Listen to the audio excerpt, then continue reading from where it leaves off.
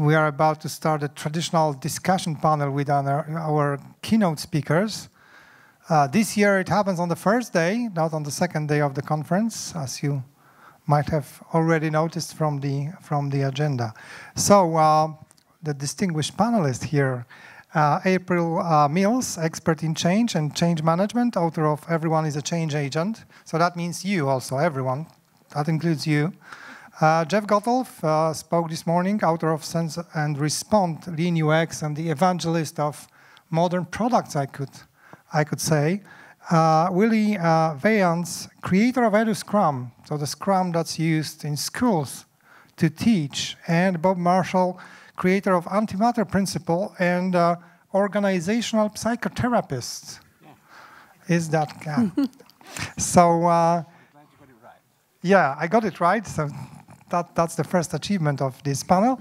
But so thinking about what we could talk about today, it's kind of your keynotes, the ones that already happened, have kind of helped me a bit because Jeff mentioned that this famous article that software is eating the world, and we are kind of feeling the impact now. That article was published actually 8 years ago. Software as such, and software on a scale that is noticeable outside of laboratory, was with us since late 60s, so that's about 50 years ago. And you could argue that we can only now start to feel the real impact of that technology on our society and the way we live and work.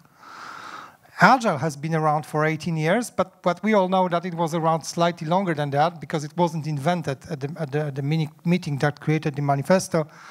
It was slightly earlier than that. So we can say that Agile was around for roughly 23, 25 years. Are we having an impact? Are we having a real impact on the world?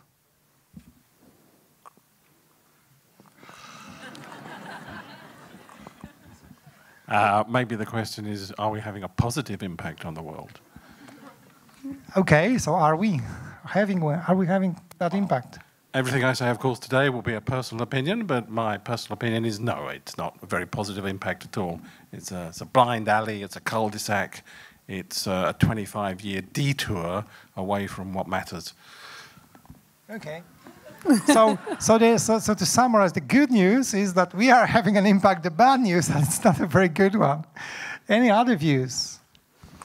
Now, my view is about Agile in education is very difficult. We are now teaching in my school. I'm a school teacher for 44 years now. And the problem are not the children, the students are not the problem. The problem are the teachers with a fixed mindset. And when you say to teachers, we try to educate you in Agile, then the Agile is a buzzword. So I don't like the word, so you must look for other words. And I think also then we need to change educational stuff. And until now, the way of education, and the way we teach, not me, but we teach the children, is the same as the last century industrialization, and exams are still the same as 50 years ago. They're not new exams, not Agile exams. So that is the biggest problem. And they are all the Ministry of Educations, not only in the Netherlands. I come from the Netherlands, in Poland, all over the world are stick to the fixed in their own system. But like 10 years ago, there were 0 EduScrum classes in the world. How many are there now? I don't know. I don't count them. I know for myself that I teach 900 teachers all over the world. I teach for myself 2,500 teachers in my own school. I still teach 3 days a week. We in Poland are the second nation with 200 trained teachers by 2 representatives, Paula and Marta. In Russia, 400, 500 teachers. In US, we're teaching. In South America, Europe, almost Europe. But it's our little seeds we're planting, not so much. But it is growing very fast now.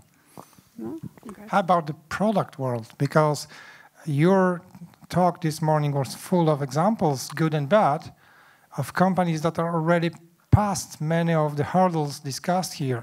They are already sensing and responding, and they are encountering other difficulties. But are they still just a tiny minority, or is that increasing? I think it's impossible to say that. It's impossible to say that software has not had an impact on the world. It absolutely has transformed the world, right? The way that we do everything today has been impacted by technology and by software, right? Is it for the better? In a lot of cases, yeah, absolutely. And I think that the more broadly reaching that the technology makes it, the more positive impact we stand to make on the world. But yes, there are also those risks as well of you know, they call it surveillance capitalism, right? So your data is what ends up getting sold and traded, whereas you get the services for free. So there's obviously the limits or the ethical constraints that you can put around technology. But has it had an impact? Absolutely. Has it been a positive impact? Absolutely. I think in a lot of cases, right? Certainly there have been negative cases as well. How about Agile? Huh? How about Agile? The Agile movement. I mean, look. I mean, this is a skewed sample in this room, but every room that I stand in front of, when you ask people, do you work in an agile manner, right? 100% of the hands go up, or like 95% of the hands go up, and then it's the honest people in the room go like this, right? The 5% or so. But it's you know, very few organizations will stand up and proudly say, we do waterfall, right? So it's absolutely had a massive impact on the world, on the expectations that are placed on primarily tech teams at this point, although we're broadening that up. Has it been immensely successful? No, I think the reason a lot of us stay so busy is because there are a lot of challenges, because we're trying to shift mindsets. We're trying to get people to change the way that they think about work when they've been trained to think about work in a completely opposite way. So the impacts are there, the challenges are there, but to say that it hasn't had any impact is I think, I don't think it's impossible to say that it has had massive impact. The question is, how do we harness the things that that have been put out there to make people, like the people here, like the people that we work with, more successful over time and able to take better advantage of these new mindsets and ways of working. That's the challenge here, I think. Okay. April, you are the expert on change management. Yeah, so I think one of the challenges with any of these movements, right? Maybe today it's Agile, it used to be Lean was the big buzzword before that, total quality management. Whatever the method is that we harness or want to be better around, there's a risk always that it becomes more of a buzzword and a wrapper for the old behaviors than truly a vehicle for the new. And the big opportunity for us as change agents is to live the actual instantiation of the movement, not just borrow the words. And too often I find that that's the real risk in organizations, is it's easier to say I am agile than it is to be agile. And I'm going to talk about this in a little bit, but that's really our big opportunity, is to be agile, or to actually implement lean, or to truly focus on quality, not because it happens to be the buzzword of the day, but because it has value for society and what we're trying to accomplish, mitigates the negatives that we're fearful of, breaks us out of our fixed mindset. Those who've changed the world in the past have broken with what everyone said was the only way to do it, and done something drastically different that until they did it, everyone thought, no one can do that.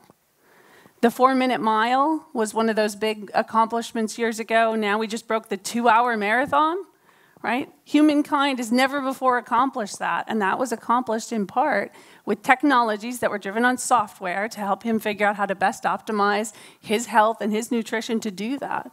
So it's all about what lens we put on it, and then what professional responsibility we bring to it, to say, if I'm involved with it, I'm going to amplify the good and dampen the bad.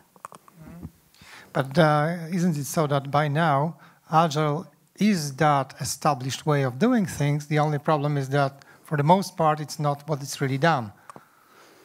But I would say that right now, doing something different takes as much courage as it took to do Agile like 15 years ago. Yes.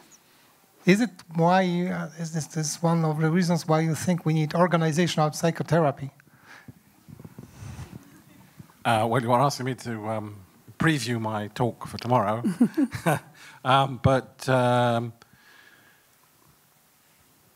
Going back, if you go back 50 years, we had people writing and doing research like Douglas McGregor, for example.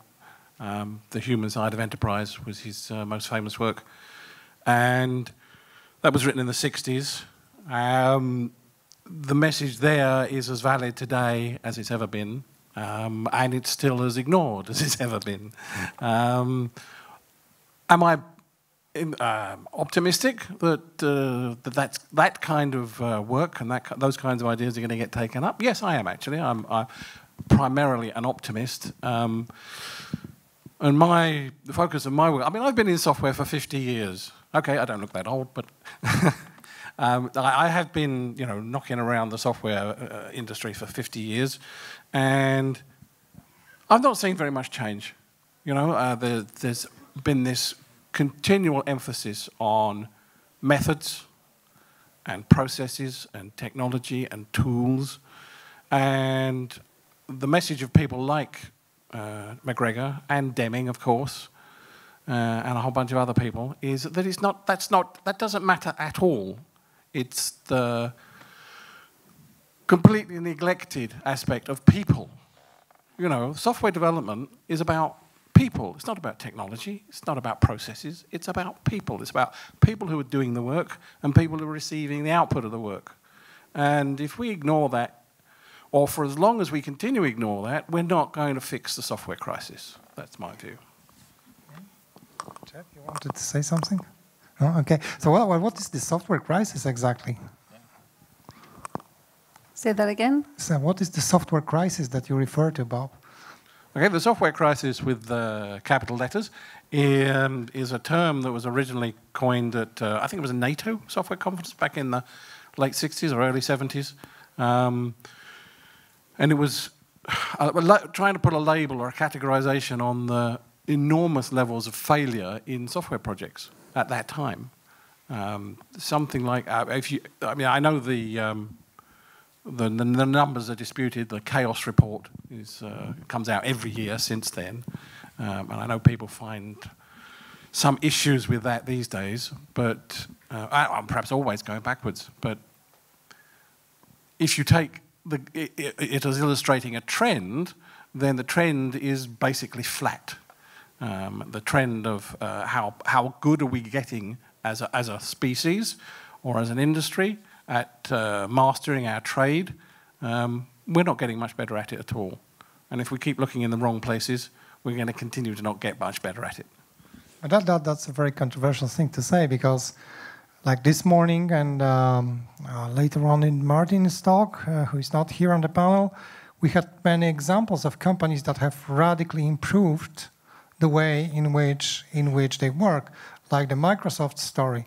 How do you think that Microsoft was able to pull it off? Because one part was purely technical, but the other that wasn't the emphasis of the talk was change management. So one of the keys that he talked about in the speech that I picked up on, that I've seen happen over and over again, is managing the environment and the message from leadership, which is the more often you find an environment that doesn't match with the statements, the more it undermines the trust with leadership. And I think several people have talked about this, continuous push to production without the tool set to do that becomes a myth and a breach of trust between software teams and leadership. And so the danger always in any of these changes is when leadership statements get out ahead of the environmental supports for the behavior to emerge. And where you see successful changes like Microsoft, or if you go back into other industries, say nuclear power in the US, it was about setting up the environment and the leadership structure first, and then asking the people to perform that process or that responsibility, right? You're creating the environment where a teacher can be different first, and then investing in them so they can be different, versus saying, I demand you teach differently, and in 6 months I'll give you some training on what that means. That is almost impossible. That is almost impossible. Then there is always that you as a teacher say to the students what they have to do. the world is changing. So when they want to know some things, they use their cell phone, Google it, and they know it. But how to change it? And a very simple way of changing, but also a lot of teachers are afraid of it, let students work together in teams of 4 or 5. And when you work in teams, there's only the first step. You don't have to do Scrum or Agile or whatever. Only let them sit in teams of 4 or 5 and make multidisciplinary teams, as you call it. We set up their own teams based on qualities. And I talk my first class about environment. I want this for you all. I want to create a safe environment, and that you want to talk about a good communication. And that communication is a very difficult word nowadays, also with the WhatsApp and email stuff. But when you talk face to face, then you have a real conversation, and that is the first step. And then when you see that students work in teams, you see a lot of personal growth, you see team growth, and then they eat what you want to eat. They can choose by themselves. But therefore the teacher had to trust and the power of the students. Students know much more than the most teachers think. They use the power and the creativity of the students are much bigger than my creativity. Okay, so you have been doing Agile Scrum for like 6 years now, 8? Since 2011.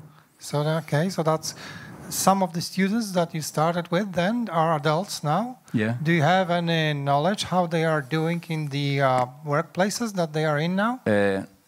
Not yet, but 2 months ago I get from 2 students who graduated from university and they were working for a company, and there were a lot of candidates, and there was one different. They did Scrum in my school, and they get hired. Only for this word, Scrum. Oh, you know Scrum? Yes, we work with this and this and this. That was a little benefit. Okay. Because I wonder how that translates into, because one of the challenges that we face when introducing Scrum and introducing agility is that people who went through traditional educational system, they are not very well trained in working in teams. No. Let's put it that way. And I have some hope that your movement, along with other initiatives along those lines, will help to change that in the future. So I was wondering whether you have any data that it's already happening, but it's still too early. It is too fast to get data, but the data are coming step by step. Our students at universities are doing an investigation about the outcome for students. That's coming up. Switzerland, Germany, Russia, US. Data are coming up. But when you start something new, you have no data. Yeah. And they ask always, do you have proof? No, I don't have proof. You can come to my classroom. You see the proof how they work. So I don't for myself. I don't need data. Data, for scientists they need data, not me. Okay. But I think there's something really important in our organizations, which is that most of us come to conferences like this because if we're in a controlled organization that maybe is doing Agile in name only or not Agile at all, we get a sense that there's something better we could do together, and we want to put our time into finding that. And what I've found is when you can create that kernel of an opportunity to be different, to do Agile, it's actually not hard for folks to switch to it if you give them the opportunity to switch to it. And that's where the big difference is in most implementations, is when I order you to do something by our very nature as humans, you raise my resistance to it by the fact that you're giving me an order. And unless we have a relationship, I'm going to judge that order, and that's a barrier. And instead, if I say, I'm going to go do this, would you like to join me? It's a whole different experience. And many of you who wanted to be in an Agile organization and tried to get into an Agile organization are excited to be on an Agile team. Our chances are good behaving very differently, very quickly, than other folks who got conscripted into Agile accidentally. And so that's what's available to all of us in all of these. If you want to be more like Tesla and you're in an organization, figure out what they're doing and mimic and model and learn from it. We're not prevented from doing that, But there's plenty of organizations that are waiting to be told to create that agility instead of creating it. And that's the sort of change in movement we can create with conferences like this and the after effects of taking action on what you learn here. The interesting thing, too, I'm going to double down on creating the safe space for this. The most successful teams that I've worked on or that I've seen have had some kind of top-down, they've had direction, right? They were given some kind of a goal. Usually it wasn't a very specific output to create, but it's go solve this problem. You've got X amount of time to do it. And a clear measure of success. This is if you solve the problem, it looks like this. And again, not a specific, not a specification what that output should look like, but if we solve the problem, this is the change in the customer behavior, the user behavior that we want to see. And then essentially just creating that space for the team to then go figure that out. And if you give them just enough of a scaffolding like that, just enough of a safe space, the knowledge that they've got this mission to carry out, they've got to work together as a team, and then they figure out how to do this pretty quickly. The most agile teams, if we want to use that as an adjective, right? The most agile, successfully agile teams that I've seen were given the least amount of proper agile training, kind of capital A agile training, but we're given the most amount of autonomy and ownership with a clear set of direction and a sense of psychological safety. So it's okay for us to try different ways of working until we find the thing that works best for us, because the goal isn't to implement the way of working, the goal is to solve this particular problem. And I've seen that time and time and time again with very, very little scaffolding, very little framework, and just the opportunity to try things out without the repercussion of if we get this wrong, I'm going to get fired. Teams do a tremendous amount. Their agility increases tremendously. So you mean that because you said that the training didn't help, right? Or it's not the case? Well, no. See, what generally happens when what comes out of the training is that organizations are looking as my experience, and so as they say, your mileage, your kilometrage may vary. I don't know. Generally speaking, what organizations are looking for, especially large organizations when they bring in trainings, is they're looking for a recipe. Tell us the 7 steps to follow, the 9 steps to agility, whatever it is, okay? All right, we got the training, we got the 9 steps to agility, now everybody follow these 9 steps, whether they make sense for you, whether they don't make sense, whether you understand them, whether or not, right? And again, it's this kind of thing that you were just saying, like I told you to do these 9 steps. If I can discover a way to achieve that same outcome in 7 steps or 12 steps or 3 or whatever it is, but we still attain the same goal, I've seen teams take to this new way of working much more effectively. And as far as the training goes, the scaffolding, again, it can be fairly lightweight. It's really convincing folks that again, it's kind of echoing themes from the talk, but that the launch of the thing is not the definition of done, not the definition of success. It's the impact that we're having on the people who consume the things that we make, and that you have to discover the best way to meet those needs, and those needs change over time, right? And so as long as you start to build those qualities into the team, and then you give them a little bit, I think a little bit of training doesn't hurt, right? So a little bit of training in how to talk to customers, a little bit of training in how to run experiments, a little bit of training in short cycles, retrospectives, that kind of thing. Teams build up from that. So that's at least that's what I've seen, and so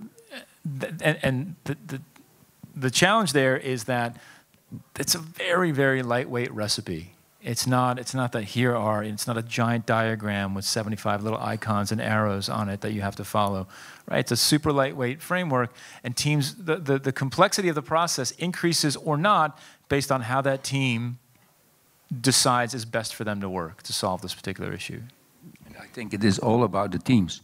You have to invest in teams. You have to invest in my case, in students. And when I give them trust, they get ownership of their own learning process. And then I don't have to motivate it. How can we motivate students? You cannot motivate students. You have to give them a goal. One of the questions I ask my students, what do you want to learn? And when I ask the question, then they are quiet because they are not used to think about what do you want to learn. And take some, what I do with my students, take sometimes 4 times 2 hours a week, so 8 hours before they get ready to start with what do they want to learn. It takes a lot of time. And what you told about personal development is my passion, is my goal. When students know who they are, when people know who they are, they get self-trust, they get self-confidence, and then they grow, and they can learn everything that they want. And what do you want to know is, for me, the best question to ask. Intrinsic motivation is not an issue anymore. You talk about education not changing for 50 years. I kind of think it's not changed for 200 years. And if we go back to the roots of general public education, it was about producing identical clones to go and work in factories like mills and coal mines. And the people with the money, the people with the influence, didn't want individuals. They didn't want self-actualizing individuals. They wanted drones.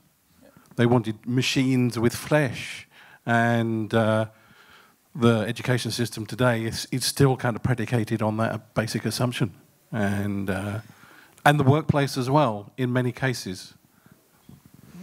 Okay, so to change the subject a bit, is one of the things that are talked about and written about these days is something that is called digital transformation. And I see it as a term that actually describes what you can do once you have achieved a certain level of agility. How would you comment on that? So I would say that digital transformation is very possible for many organizations because they're not harnessing the power of compute that's available today, the power of connecting their data and understanding it. We spend a lot of time doing things that we can and should automate because we have bigger things to do. And I think that's the real power of digital transformation. The challenge as it's implemented into organizations is it becomes another way I'm going to boss you around, not another way I'm going to enable you. And so you can really judge your digital transformation if you were to look at it as a pie chart, how much of it is enabling technologies to serve the people in the organization, and how much of it is a new power grab of telling you how you should behave. And that's how I assess a digital transformation for its likely success or failure. Because many organizations, to your point about they've been set up for 200 years, they've been set up around the assumptions that compute couldn't do it, or connectivity couldn't do it, or communications couldn't do it. And compute and connectivity and communication could do so many things today they couldn't even do 10 years ago that we're not leveraging them for. And that's the big opportunity of it, if we'll focus on delivering that for our people instead of one more way of bossing them around. And I used to rail against exactly that. Or there's all these organizations and there's all this, not just technology, but knowledge in a much more broad sense in terms of all of those crusty old books that people don't get out of the cupboard anymore. Like McGregor, for example. And I ask myself these days, why? I spent the last 10 years trying to answer the question, why? Why do organizations not embrace well-known knowledge, well-proven knowledge, including technologies? And so that's where my work goes. It's trying to answer that question of why. And as we say, most of the time, what I've found in why don't people go back and find those technologies is there's a habit in the world today, which is they call it exceptionalism. You have to be the youngest or the oldest or the fastest or the slowest, and there's a notion of if it was published in 1962, it has to be antiquated. So it's an arrogance of the present to say that things that were written in the past can't be applicable. And so I like to say that there's a time warp a bit going on, which is we're living in 2019, but we're operating with maybe 1880s realities about certain things and 1920s HR policies and 1930s education, or pick a date on it. And you can look at your organization and say what parts of it are really living in the present and what parts of it are based on what was leading edge in what year. And I bet you can go timestamp it or partner with somebody who's read the books who can timestamp it and say that was state of the art in '54 before McGregor published the book. And many of our organizations are living there. Yeah, shameless plug for one of my own models, which is the Marshall model. For me, digital transformation, which is the current topic, is all about transforming an organization's way of thinking, its assumptions and collective beliefs from some antiquated, which I refer to and ACOF refers to as the analytic mindset, which is characterized by trying to break things up into individual parts and managing the parts separately. And the digital transformation in practice is about moving to a different set of collective assumptions and beliefs, which I call after, who did the geodesic dome? What was his name? Buckminster Fuller. He uses the term synergistic to describe that more modern set of assumptions and beliefs. McGregor uses basically theory X versus theory Y to characterize the difference between the two. You know, there's lots and lots of references to how you can categorize organizations in the one or the other space. And that's basically where my thinking has been for the last, well, 10 years ago the Marshall Model was published. So. Yeah, no, so I'm gonna double down on this word enablement that April used. I think that to me, digital transformation is the enablement of the rest of the organization with technology, right? And so if you think about why the organizations that are going through digital transformation, traditionally speaking, or generally speaking, are the traditional organizations. They're banks, they're insurance companies, they're brick and mortar retailers. And for those organizations, they had an IT department. They've had it for 20, 30, 40 years, but they've been the folks over there in the corner, you know, who make the website, or they make the point of sale system, or the credit decisioning engine, or something along those lines.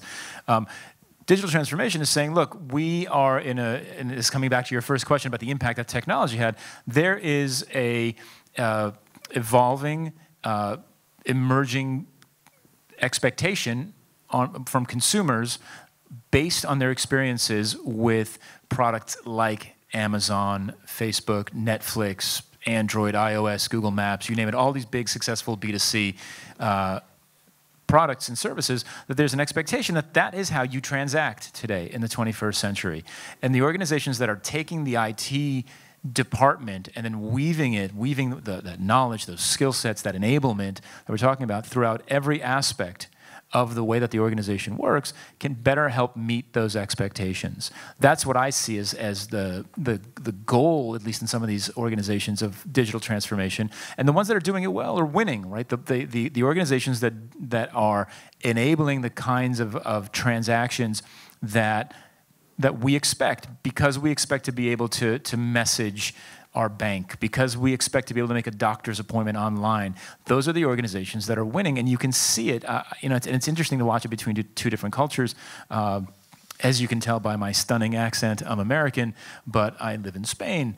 And it's really, just think about financial services. Like, if you go into a bank branch, particularly in the United States, like a Bank of America bank branch, it is like stepping back in time 30 years. It's dead. There's nobody in there. It's really kind of a sad, sad, sad place, because 98% of the things that I need to do to transact with my bank, I can do through my phone, which is amazing. The situation in Spain is actually different. The bank branches are very lovely. There's social settings. And they kind of force you to come in and do a lot of things in there quite yet. And I find it frustrating to no end. It really kind of makes me kind of angry at my local bank in Spain, because I want to transact primarily online. I don't want to go to the bank, right? And so those are the expectations. I mean, you can argue that I'm anecdotal, but those are the expectations that are emerging from the continued use of these modern B2C services, and the organizations that figure out how to digitally transform everything that they've done to date, everything from marketing to customer service to whatever, to meet those expectations.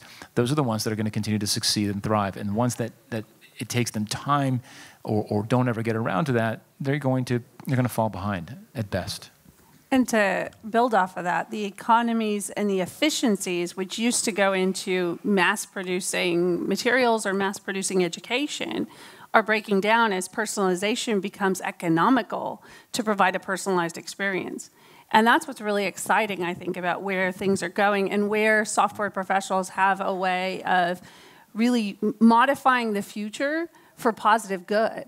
Because if you bring a professional stance to writing the code and developing the products, and it can become personalized education and personalized medicine and personalized banking and personalized shopping, you start to get that standpoint of maybe you're somebody who's too tall for the regular pants, right? Now you can finally get pants instead of constantly having to go to the store and shrink down a little bit. Or, you know, whatever that aspect was where you were asked to fit the normal because it didn't pay for a retailer to provide for you. Now you have the opportunity to be fully you, and software enables that fully you world. And that's what's really exciting, I think, if we embrace the professionalism and the opportunities that the technology can bring to all these different fields. Fine, thank you so much. That's all we have time for. The discussion is getting more lively, but our time is ending, maybe next year. Thank you all for attending, and that's all for the panel.